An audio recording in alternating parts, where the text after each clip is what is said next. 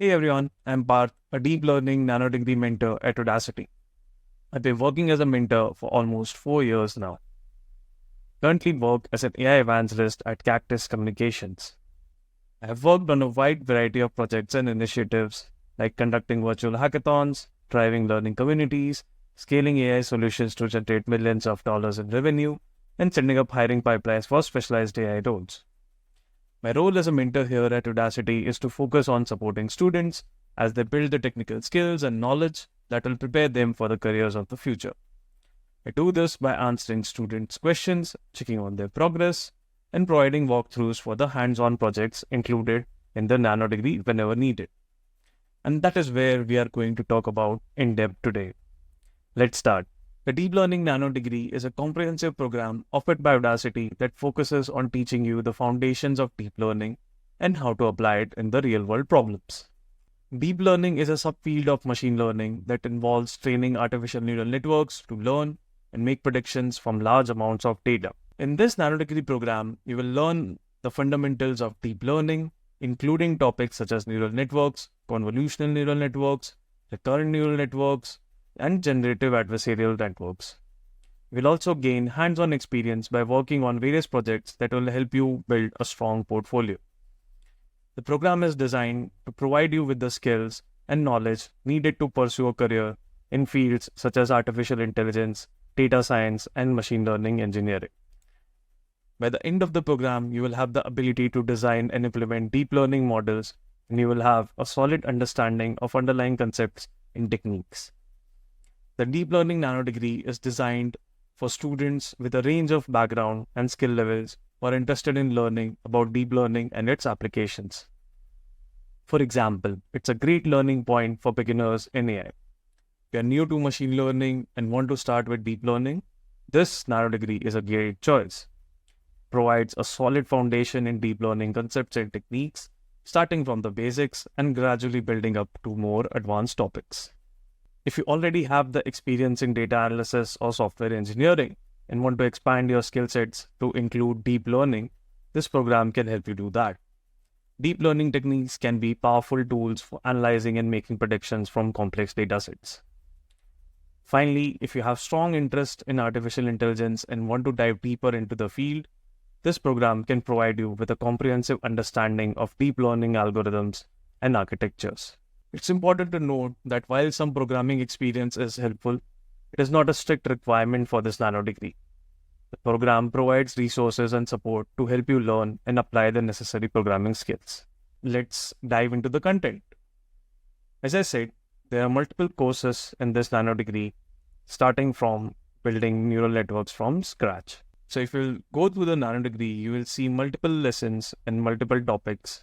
So you can go in a sequential order, or you can also directly go to the topic which you really like to learn.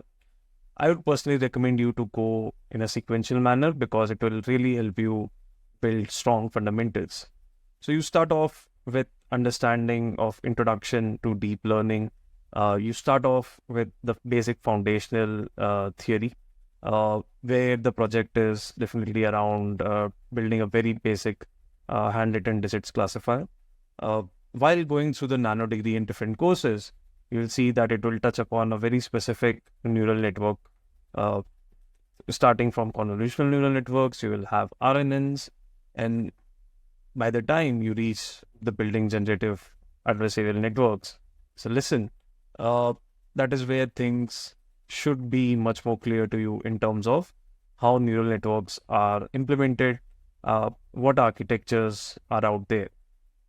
Right? So the building generative adversarial networks is divided into sub-lessons. You will go through introduction to generative networks. You will have the fundamentals taught to you by Ian Goodfellow, the inventor of GANs. Then you will dive more into training a deep convolutional GAN. And that is where your project is also majorly based on. You'll also get to learn more about image-to-image translation by creators of CycleGAN.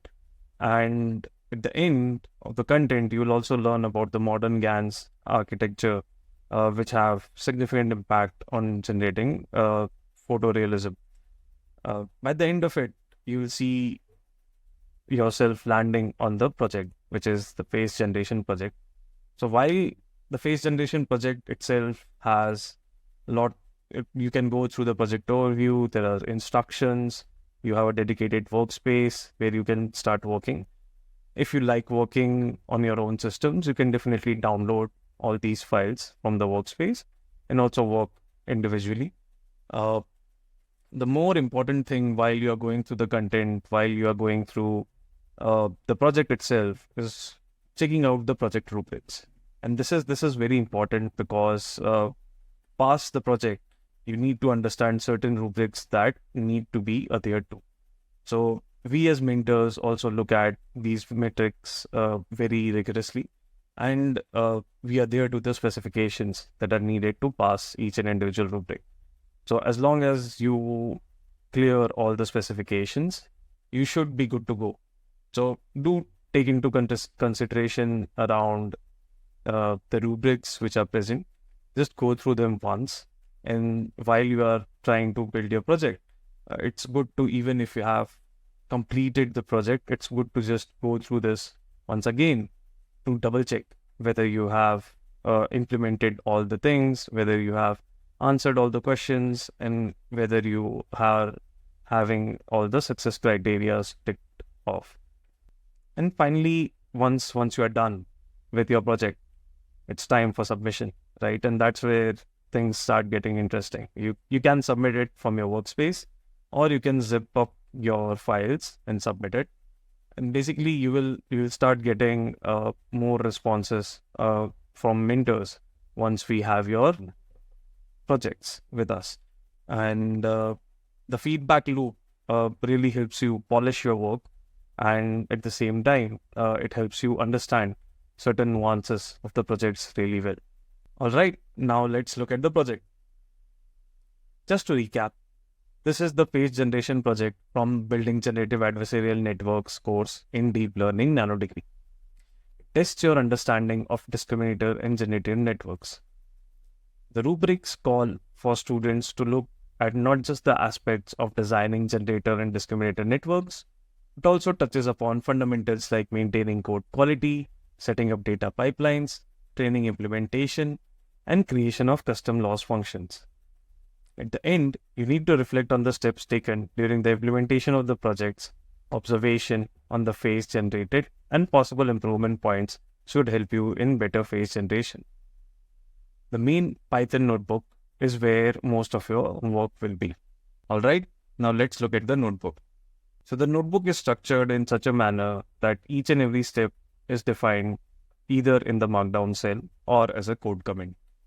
The purpose of this notebook is to give you a highly structured approach of solving a problem, which is the face generation problem. So the data which we'll be using for this project is the select faces data. Now, we have worked with different data sets like MNIST or SVHN, and since this data is a bit bigger than that, it is suggested that you use GPU for training, because even one epoch at times would take you hours if you're training on CPU, versus if you're training on GPUs, it will really cut down your time in experimenting. So the first step is primarily to get the data into the system, right? And if you are working in the workspace, well and great, the data is already loaded. But if you are working locally on your own device or on a different platform, you can download the data from the link provided and extract it. So basically, the data has already been pre-processed so that you only get to see the faces, and they are also resized down to 64 by 64. And it's a 3-channel data. So this is where you will need to be careful whenever you're writing your initial data processing step. So the first step is to just take the data in, process your data directories properly, and then start with building your data pipelines. So in the data pipeline process, the first step will be to transform the data and also load it or give a proper structure to it. So the first step in the get transforms will take input as the size of the image that we want to convert to, and will return the output image with the range of -1 to 1 as values. So here, it's pretty straightforward. You just have to utilize the PyTorch functions, mainly your resize and transform functions, which are there, to just give the output as is. Additionally, you can also do lots of augmentations over here. But for this project, I would urge you to not look at different augmentations like rotations and all, because that will severely impact your training downstream. To go to the next step, we will be defining the dataset directory method. The dataset directory class is a torch dataset that reads from the data directory that we have defined above. We want to implement the getItem method, which should ideally output a transform tensor, and the length method, which should just give us the length of the entire dataset that we have. So creating the discriminator and generator is the most critical aspect of this particular project. And as you might have seen, if you have gone through the content, you might have come across various architectures as well. So while the project encourages you to go and check out or implement any of the architectures mentioned, such as DCGAN or WGAN or DRAGAN, ideally, from my personal experience, I would suggest you to try and look at DCGAN implementation, because that's pretty straightforward and will give you good results if you follow all the methods, all the hyperparameter tuning, which is mentioned in the original paper, as well as the solution files that are shared before in the exercises of DCGAN notebook as well. So at first, the first step is to define the discriminator class. Now here, ideally, the architecture that you define, right? It's also important to keep in mind that your input image is a 64 by 64 by 3 image, and you have to get it in a certain format so that we can finally generate a single value. Now, if you want to take a reference over here of how you should go about doing this, ideally you can go in, let's say, the training a deep convolutional GANs part. You can go to exercise part 2 solution, or if you want to understand how things are created, or at the same time, if you just want to look at the solution notebook and try it out yourself, you can look at the notebook and take inspiration from it as to how to define the architecture. So meanwhile, this gets loaded. Your aim is also to validate whatever architecture you are creating. It's also a valid architecture. So if you have read about max pooling, or even about how do conv2t layers work, it will help you figure out that how to calculate what layers a particular image is going through. So once you have this exercise solution in place, you can also check it out and take inspiration from the discriminator model, which is mentioned over here. So it's also always a good practice while you are using these to also comment what is the image size which you are going to get as output for the next convolutional block. So finally, when you flatten it out, idea is to also align whatever is coming over here to generate the last value. So similarly over here, once you define the discriminator, just make sure you run the test cell. It will tell you whether all of your parameter sizes or your images are correct. At the same time, there are certain nuances which, if you are following DCGAN or if you are following any of the architectures, they will have certain nuances in terms of usage of leaky ReLU, usage of gradient penalty and whatnot. So keep that in mind. Whatever architecture you decide to go with, the way in which you are implementing it will also change a bit. So keep those things in mind while you are defining a discriminator as well as the generator architecture.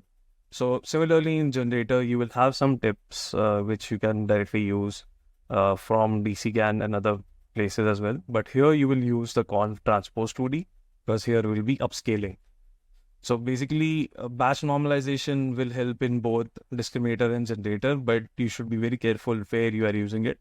So there are always tips and tricks mentioned in the original DCGAN paper as well, but you can also refer the generator section over here in the solution to just get a hint of, okay, what can be done, right? So it's not necessary to follow this as is. You can also reduce layers, you can add layers, and this will really give you a decent enough output to go with.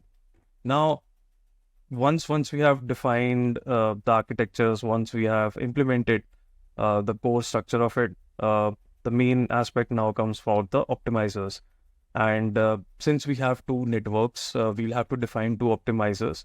One is the generator optimizer and one is the discriminator optimizer. Now, ideally, you should be using similar optimizers for both of them. And there are multiple options. You can use STD, you can use ADAM, but make sure the hyperparameters that you are using, that aligns to the architecture, the overall architecture if you are using. So if you are using, let's say, DC GAN, you can refer the paper which mentions the range of hyperparameter for learning rate, hyperparameter for beta values. That will severely impact how your generations will be. So make sure your learning rates are not too high or adhering to those ranges. That will help you reduce significant time in retraining your networks. Once you are done with the optimizers parts, then we go to the main aspect of this project, which is the loss implementation. So as we are dealing with two networks, again, we will have losses defined for both generator and discriminator. Commonly used losses, you can directly use your binary cross entropy losses. There are also custom losses which we have learned in the course itself, like Wasserstein loss, and even for that matter, if you want to really keep it simple, you can also use mean squared error loss as well, right? So one thing to keep in mind is for generator loss, it may be pretty straightforward, but for discriminator loss, you can also implement certain things which can help you get real good output. So you can implement label smoothing that will help discriminator to not always fit directly, or the losses directly to not go to very low values from the beginning itself. And you can also implement gradient penalty. So that is totally optional if you really want to implement it. But then at the same time, if you really want your project to stand out, and if you really want to go all out in terms of implementing the entire paper, I would suggest you to look at how to implement gradient penalty. But then it's totally fine if you not take up this optional part as well. This is not graded part, so it's totally up to you if you want to implement it. Now, combining all these things, we have our data loader ready, we have our architecture of discriminator and generator ready, we have our loss functions ready. Now is the time for training, right? So the training is divided into two parts. You have your real loss and your fake loss to calculate the discriminator loss, and at the same time you have the generator loss as well. So your training is divided into two steps. Each of these networks will have their own set of steps which goes on. The generator step and the discriminator step. It's important to also define that how you are calculating the loss and backpropagating the gradient. Here you can be as straightforward as just defining if you're using very simple mean squared error losses, or if you're not using gradient penalty, the steps will be very simple in nature. But if you want to add complexities to it, if you want to check if your losses are not exploding, where your gradients are not exploding, sorry, basically you can also try different methods, which we have learned in the previous courses as well. Finally, once we have defined the generator step and discriminator step, the main training loop is where we'll use these steps directly.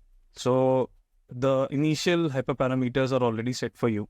You ideally shouldn't be changing them. You can experiment with them, but you don't need to change them. You can update the device to CPU if you don't have access to the GPU devices. Else this will also cause errors because it will give you the tensor mismatch errors. So make sure if you are running it on GPU, then only keep it CUDA or change it to CPU. The number of epochs is something which you should ideally change, because in one epoch you won't get faces which are really distinguishable or having distinguishable features which an ideal face should have. So ideally I would suggest at least training for 10 to 15 epochs to really see how the faces are being generated over time. And at the same, when you look at the loss values, you will see whether they are converging or diverging. The batch size is something which you can keep 64, or you can reduce, or you can also increase depending on the memory size that you have. So not taking into consideration these functions because these are your direct training functions. The training strategy is where you will have the final hurdle, or I would say a final challenge. So here you have to make sure that you are training the generator more often than the discriminator. You are also utilizing zero gradient method to primarily flush out if there are any cases where a network is stuck. So yeah, if your generator network is stuck in certain places, it's ideally a good practice to use zero grad to reset it so that it starts generating, and adding noise to the input image so that the discriminator not starts overpowering, and there is always room for more improvement for the generator to generate different nuances. So you can add your implementation strategy where you leverage the discriminator step, where you leverage the generator step. You will call the loss functions that we have defined to calculate real loss, fake loss, and use the backpropagation to send them back. Ideally, here, once you start seeing the values, right, as a general rule of thumb, if you see your losses, your discriminator loss or generator loss directly plummeting to direct zero, or you're seeing your negative losses, you should go back to check your discriminator step or generator step, or even your loss value that you have defined, whether there is some error in that. And most of the time, it may happen that from first epoch itself, your discriminator loss has plummeted to zero or near zero, and your generator, so the discriminator doesn't learn anything at all, and generator keeps on generating random images, and it still gives you output which is unsatisfactory. So make sure you start off with decent values, and if you feel that okay, if the values are changing a bit and are staying in the range of 1 to 4, then they are ideal from epoch 1 itself. If you see that they are plummeting or like they are going haywire from epoch 1 itself, you can stop the training and go back, check your training strategy or your training step to avoid overutilizing your GPU time as well. Finally, once you have all these steps in place, you'll also see that in each and every step, the faces also get generated. So it'll be good to keep track of how these faces are being shown.